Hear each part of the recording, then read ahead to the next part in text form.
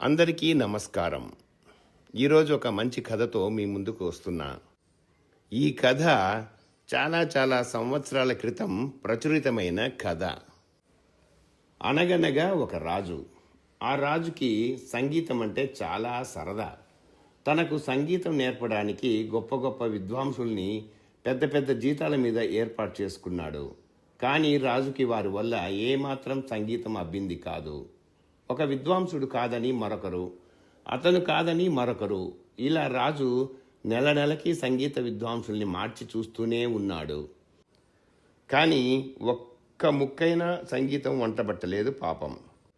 నోటితో పాడటం రాకపోతే పోయింది, కనీసం ఏ ఫిడేలో వీణో వాయించడమన్నా వస్తుందేమోనని రాజుగారు పేరుపడ్డ వాద్య సంగీత విద్వాంసుల్ని కూడా ఏర్పాటు చూశాడు. కానీ వారి వల్ల ఏమీ కాకపోయేసరికి రాజుకు పెద్ద విచారం పట్టుకుంది. ఇంతమంది వచ్చి ప్రయత్నించినా నాకు ఒక్క ముక్కైన సంగీతం పట్టుపడకపోవడం ఎంత చిన్నతనం. ఈ సంగతి ప్రజల చెవిన పడిందంటే నేను చాలా చులకనైపోతానే అని ఆ దిగులుతో రాజుగారికి సరిగా అన్నం కూడా సహించకుండా పోయింది. ఎప్పుడు నాకు సంగీతం ఎలా వస్తుంది అని ఒకటే దిగులు. ఇలా ఉండగా ఒకరోజు రాత్రి రాజుకి కలలో ఒక దేవకన్య కనిపించి ఇలా చెప్పింది, రాజా, నీ మనసులో ఉన్న దిగులు ఏమిటో నాకు తెలుసు. నీ స్థితి చూస్తే నాకు చాలా జాలి వేసింది. నీకు సహాయం చేద్దామనే నేను వచ్చాను. ఇదిగో ఈ ఫిడేలు నీకు ఇస్తున్నాను.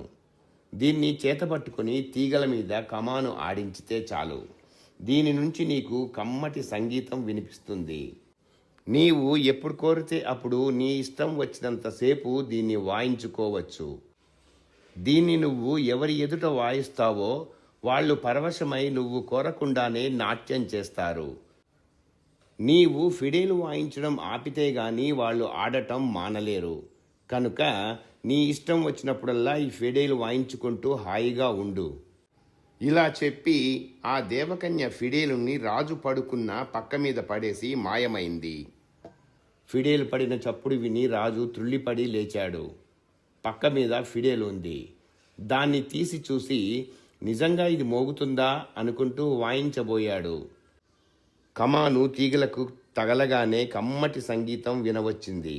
రాజు తన చెవులను తానే నమ్మలేకపోయాడు. అప్పటికి తను కలలో చూచింది నిజమేనని రాజు నిశ్చయించుకున్నాడు. కలలో దేవకన్య చెప్పిన విషయాలన్నీ గుర్తుకు రాగసాగినాయి.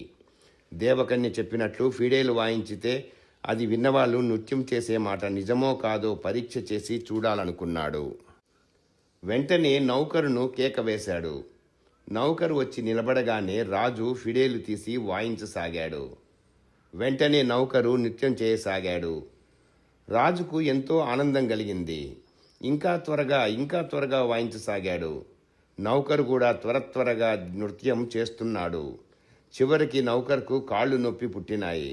వాడు ఆడకుండా ఉందామని ఎంత ప్రయత్నించినా తన వల్ల కాకపోయేసరికి ఇదేదో మాయగా ఉంది మహారాజా, నేను ఆడలేకపోతున్నాను. పోనీ ఊరుకుందామంటే నా వల్ల కాకుండా ఉంది. ఎలాగైనా ఈ బాధ వదిలించండి, కాళ్ళు లాక్కుపోతున్నాయి అని గోల పెట్టాడు. రాజు ఫిడేలు వాయించడం ఆపాడు. నౌకరు టక్కున ఆడటం మానివేశాడు. ఇప్పుడు రాజుకి తనకు కలలో దేవకన్య కనిపించి చెప్పిందంతా నిజమని తేలిపోయింది. ఇక తనను చూసి ప్రజలు నవ్వుతారని తను భయపడవలసిన అవసరం లేదు. తెల్లవారింది. మామూలు ప్రకారం రాజు దర్బారు జరుపుతూ తన ఫిడేలుని వాయించసాగాడు. దర్బారులో ఉన్న మంత్రులు, సామంతులు, సేనానులు అంతా ఆడటం మొదలుపెట్టారు. తన ప్రజ్ఞ అంతా చూపాలని రాజు ఇంకా త్వరగా వాయించసాగాడు.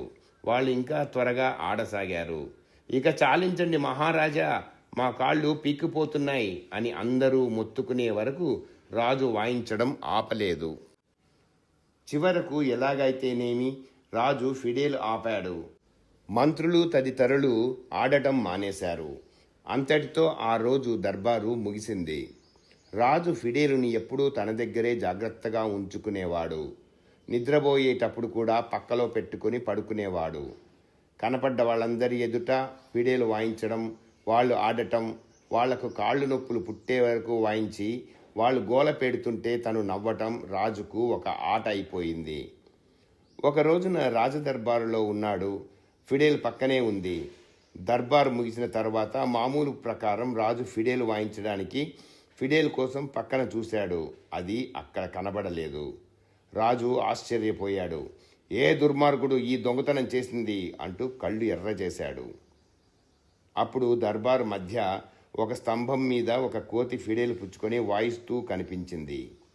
కోతి వాయించసాగేసరికి రాజు ఆడసాగాడు. కానీ దర్బారులో ఉన్న మిగతా వాళ్ళు మాత్రం ఆడటం లేదు.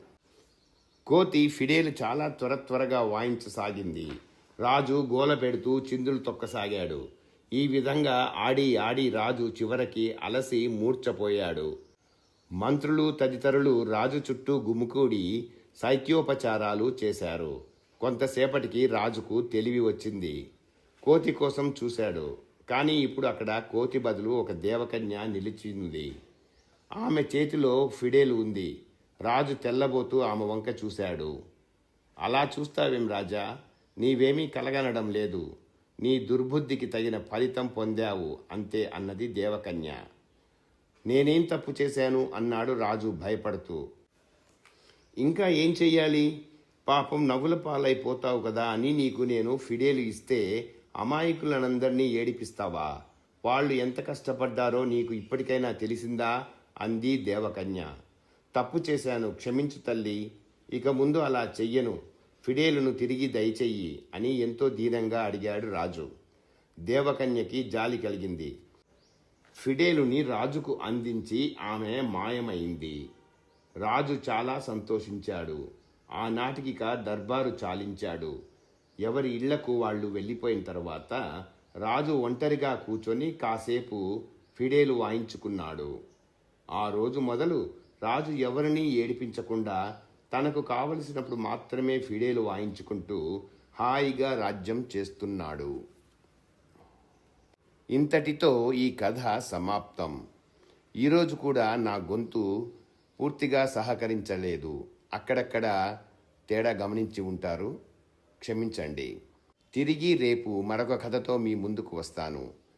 ఈ కథ మీకు నచ్చినట్లయితే లైక్ చేయండి, షేర్ చేయండి, కామెంట్ చేయండి, సబ్స్క్రైబ్ కూడా చేయండి. అందరికీ మరొకసారి ధన్యవాదాలు. ఈరోజుకి ఇక సెలవు.